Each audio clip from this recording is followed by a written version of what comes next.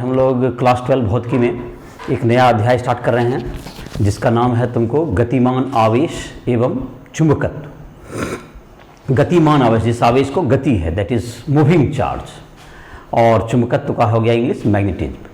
तो जाहिर है कि आवेश और चुंबकत्व, चुंबक तो जैसे हम लोग जानते हैं कि जब किसी चुंबक पर ऐसा पदार्थ होता है जो अपने आप को कहते हैं पृथ्वी पे जब लटकाते हैं स्वतंत्र रूप से, तो वह उत्तर और दक्षिण की दिशा में घूम जाता है।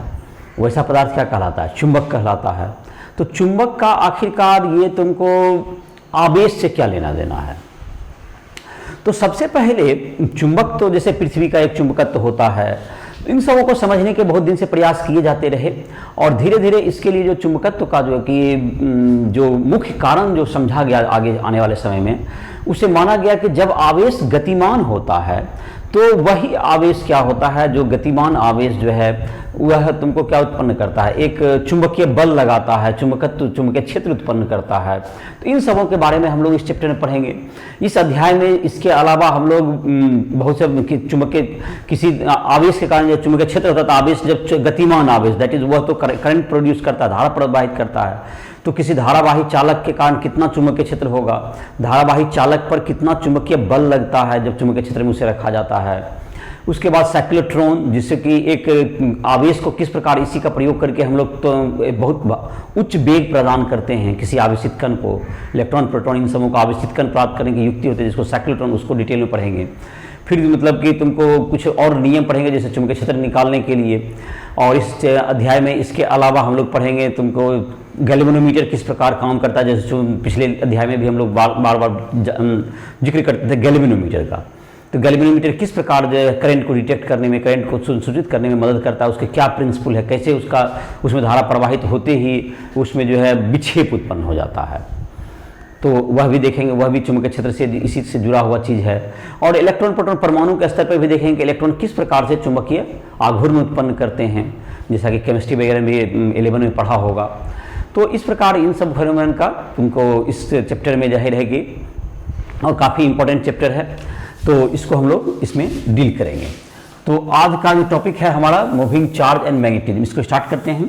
तो इसमें जो सबसे पहले है तुमको कि गतिमान आवेश, दैट इज धारा के कारण जो चुंबकीय निडिल है, जो कि हम लोग को देखते हैं, जो कि कंपास निडिल भी जिसको कहते हैं, कंपास सुई। तो कंपास सुई को ये देखते हैं कि कंपास सुई जब किसी धारावाही चालक के पास ले जाते हैं तो उसमें विक्षेप उत्पन्न होता है। इस घटना ने प्रमाणित किया कि धारा के कारण विद्युत चुंबकीय क्षेत्र उत्पन्न होता है। तो इसको जो डिटेक्ट करने का सबसे पहले श्रेय जाता है वो ऑस्टर्ड नाम के साइंटिस्ट को जाता है। तो इसका चर्चा यहीं से स्टार्ट करते हैं और उसके बाद हम लोग इसके जस्ट बाद पढ़ेंगे चुंबकीय बल के बारे में। तो इसको लिख लेते हैं। विद्युत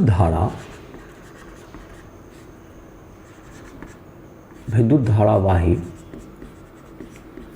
चालक के पास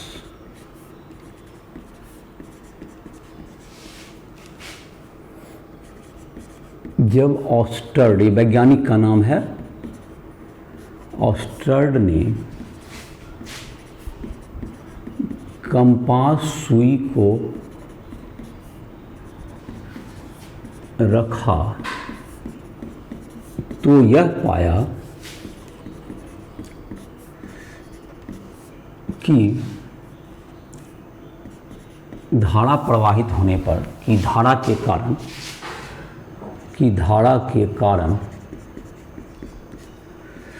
कंपास सुई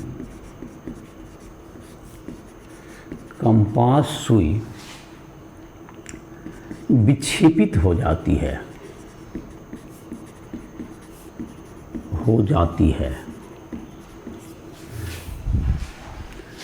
कंपास सुई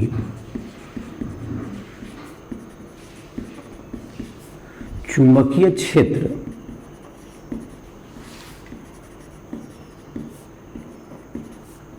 के कारण विक्षेपित होती है के कारण विक्षेपित होती है इसका अर्थ है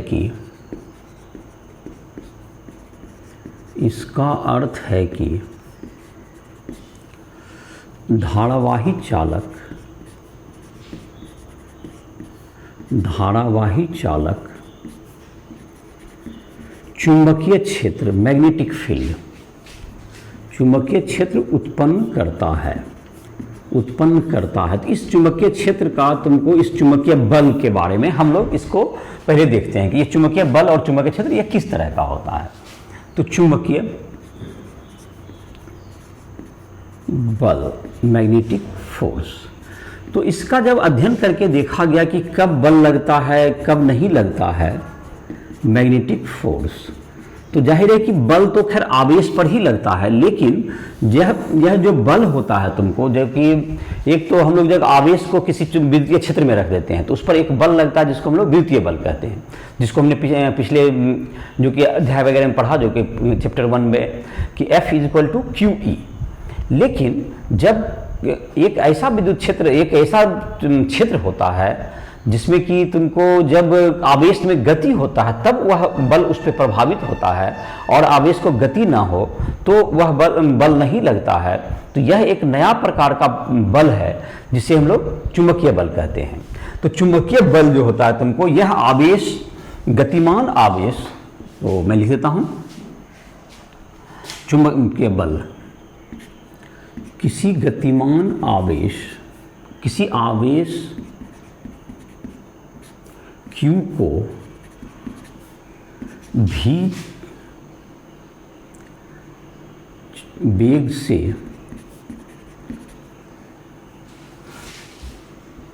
चुंबकीय क्षेत्र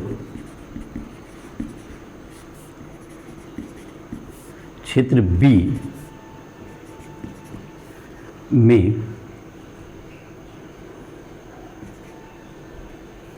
में लगने वाला चुंबकीय बल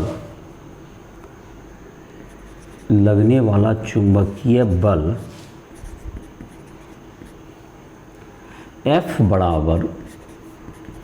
QV×B।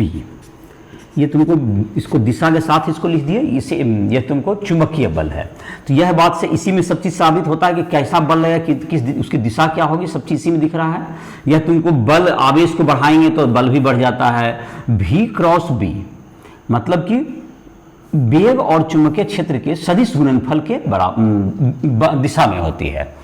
चुंबकीय बल की दिशा F = QV×B, चुंबकीय बल की दिशा आवेश के वेग एवं चुंबकीय क्षेत्र दोनों पर लंबवत होती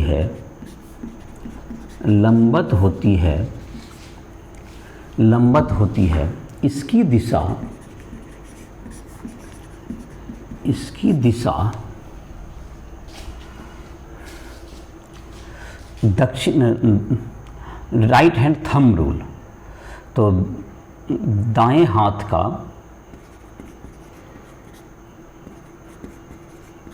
अंगूठा या स्क्रू नियम से दिया जा सकता है, स्क्रू नियम से निकाला जा सकता है। तो ये तुमको जैसे कि है, पहले क्या करते हैं इस रूल में कि पहले जो है अपने दाहिने हाथ को किधर की ओर रख देंगे हम लोग, भी की तरफ रखेंगे, मतलब कि वेग की दिशा में, और इस प्रकार रखेंगे कि वह हमारा जो अंगुली है वह चुंबकीय क्षेत्र की ओर मुड़ सके। तो जो अंगूठा होगा हमारा तना हुआ, वह किसको बताता है?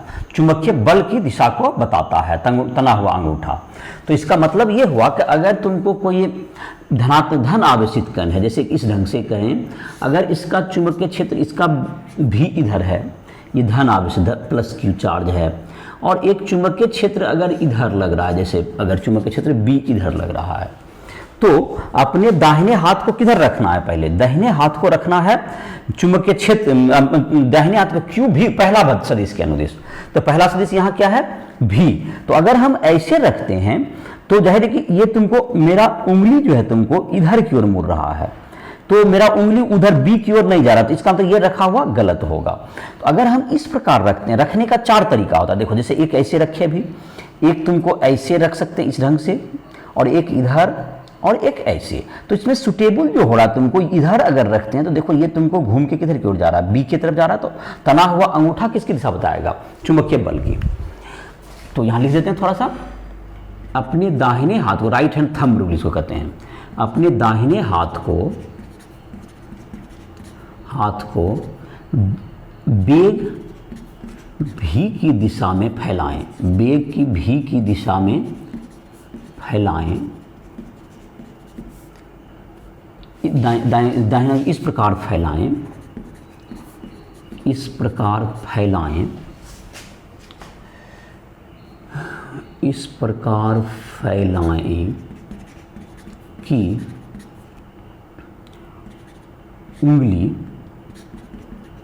अंगुली चुंबकीय क्षेत्र बी की दिशा में मुड़ सके। इस स्थिति में तना हुआ अंगूठा, इस स्थिति में तना हुआ अंगूठा चुंबकीय बल की दिशा को बताता है, चुंबकीय बल की दिशा को बताता है, चुंबकीय बल की दिशा को बताता है। तो ये तुमको हो गया F बराबर Q V क्रॉस B। तो ये तुम्हारा हो गया इसका बल का दिशा को बताएगा, F बराबर Q V क्रॉस B। तो V की दिशा इधर हो गई और B इधर, तो अभी इसमें ऊपर की ओर जा रहा है। तो जैसे कि धन आवेश और अगर ऋण आवेश हो तो आप जैसे जिधर अगर ऊपर आ रहा है तो वो नीचे कर देंगे, जस्ट पलट देंगे। तो अभी किधर हो गया? इसमें दिशा तल के लंबवत ऊपर की ओर, इसमें दिशा निकला तल के लंबवत, F की दिशा, चुंबकीय बल F की दिशा इस चित्र में तल के लंबवत ऊपर की ओर है, ऊपर की ओर है, तल के लंबवत ऊपर की ओर। इसके अलावा 2 और चीज इसमें जो कि कंसीडर किए जाते हैं, जिसकी चुंबकीय क्षेत्र की दिशा के लिए, चुंबकीय क्षेत्र का दिशा अक्सर जो है चुंबकीय क्षेत्र की दिशा का बात कर रहे हैं, जो कि अक्सर तुमको इस तल के लंबवत उसको लिया जाता है, जो तल के लंबवत अंदर की ओर या बाहर की ओर। तो उसके लिए तुमको क्या करेंगे? तल के लंबवत अंदर की ओर या बाहर के लिए, उसके लिए एक संकेत का उपयोग किया जाता है। तो जाहिर है कि तुमको ये समझ में आ गया होगा कि किस प्रकार जो है चुंबकीय क्षेत्र का मान क्या, चुंबकीय बल का मान क्या था? F equal to Q V cross B, जहां B क्या है? चुंबकीय क्षेत्र। और चुंबकीय क्षेत्र का जो SI मात्रक होता है, जिसकी चर्चा अभी कर दे रहे हैं, उसके बाद उसकी दिशा के बारे में भी देखेंगे। चुंबकीय क्षेत्र की दिशा, चुंबकीय क्षेत्र का SI मात्रक।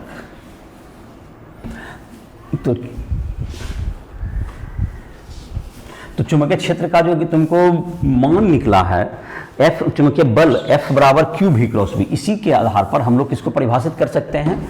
चुंबकीय क्षेत्र का मात्रक, चुंबकीय क्षेत्र का मात्रक।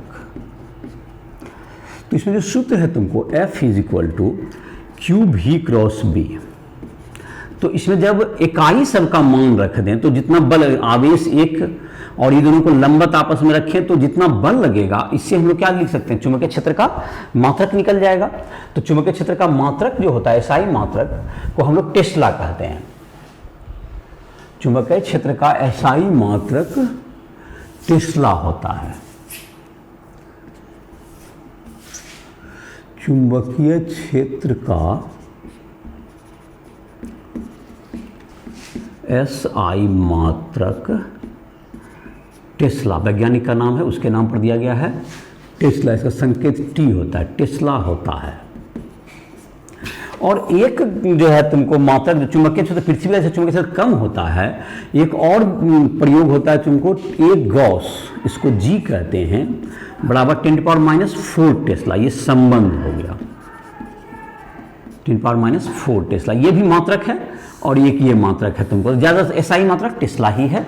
और एक गॉस भी होता है जो पृथ्वी का चुंबकीय क्षेत्र निकालने के लिए इसका प्रयोग होता है, जो जनरली तुमको इसी के क्षेत्र में होता है। टेस्ला उसके लिए पृथ्वी के चुंबकीय क्षेत्र के लिए बड़ा मात्रक हो जाता है, तो इसको गॉस में भी प्रयोग कर दिया जाता है, इसलिए ये भी एक परिचित मात्रक है। जहाँ तक कि चुंबकीय क्षेत्र की दिशा की बात कर रहे थे, चुंबकीय क्षेत्र की दिशा, तो तल के लंबवत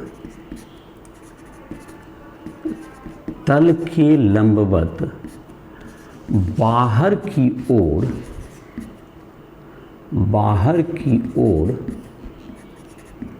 चुंबकीय क्षेत्र को, इसको डॉट, वृत्त के अंदर डॉट से, तथा तल के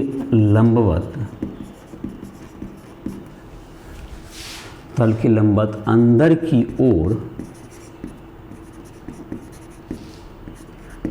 ओर चुंबकीय क्षेत्र की दिशा को डॉट से सूचित किया जाता है, सूचित किया जाता है। तो ये तुमको जो है, जो क्रॉस हो गया तो ऊपर, तो डॉट से अंदर की ओर क्रॉस से सूचित किया जाएगा, अंदर की ओर क्रॉस से, और ऊपर की ओर को डॉट से सूचित किया था। ऊपर की ओर बिंदा डाल देंगे, और अंदर है मतलब तो ऊपर, ये ऊपर हो गया, लंबवत ऊपर की ओर, ऊपर का मतलब इधर की ओर ऐसे, और अंदर की ओर है जैसे पेन का नोक अंदर, लंबवत अंदर, इनसाइड, तो ये अंदर मतलब ऐसे, इस ढंग से, जैसे इधर की ओर अंदर जाएगा ऐसे, तो ये अंदर की ओर है क्रॉस, ये हो गया डॉट। और तुमको इसके बाद तुमको जैसे कि अब इसके आधार पर तुम जो है इसका प्रैक्टिस करोगे कि किस प्रकार जो है चुंबकीय बल की दिशा को हम लोग ज्ञात करते हैं, हाथ को राइट हैंड थंब रूल का, जो अगले लेक्चर में है, इस पर कुछ आधारित प्रश्न भी पूछे जाएंगे। और फिर हम लोग गतिमान जो चालक पर, तो गतिमान जो कि आवेशित चालक है, उस पर क्या बल लगेगा, इसका व्यंजक प्राप्त करने का कोशिश करेंगे। तो इसी साथ इस लेक्चर को समाप्त कर रहे हैं। तुमको जो भी कोई भी पिछला चैप्टर का क्वेश्चन वगैरह बना रहा होगा, जहां भी दिक्कत हो रहा है, राइस ट्यूटोरियल ऐप्स को प्ले स्टोर से डाउनलोड करके हमसे कोई भी फिजिक्स, केमिस्ट्री, मैथ किसी में भी संपर्क करके उसमें हेल्प ले सकते हो। तो इसी साथ इस लेक्चर को समाप्त किया जा रहा है।